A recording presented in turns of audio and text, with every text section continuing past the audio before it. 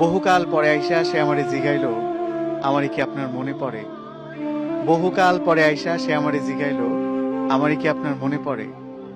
আমি হাসির আড়ালে দুঃখ লুকায়া কইলাম, শুধু মনে পড়ে না, আপনার জন্য আমার মনও পড়ে।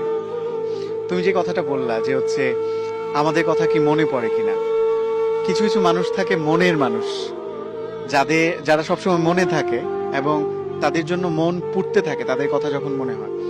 তো যার জন্য মন পুড়ে সে এসে জিজ্ঞেস করে যে আমারই কি আপনার মনে পড়ে, ব্যাপারটা এমন হয়ে গেল আর কি।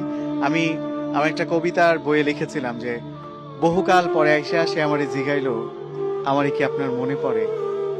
বহুকাল পরে আইসা সে আমারে জিগাইলো, আমারই কি আপনার মনে পড়ে?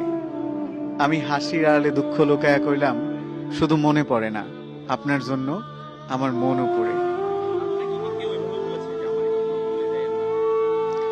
আমাকে বলে নাই, কিন্তু আমি অসংখ্য মানুষকে বলেছি।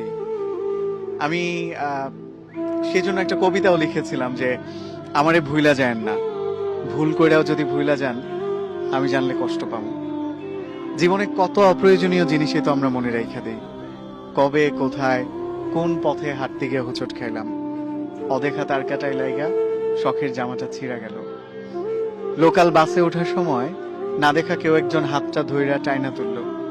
এমন অপ্রয়োজনীয় অনেক কিছুই থাকে যা মনে না রাখলেও চলতো, তবু আমাদের মনে থাকে, আমরা মনে রাখি। আপনি আমারে ভুইলা যায়েন না, মনের এক কোনায় রাইখা দিয়েন।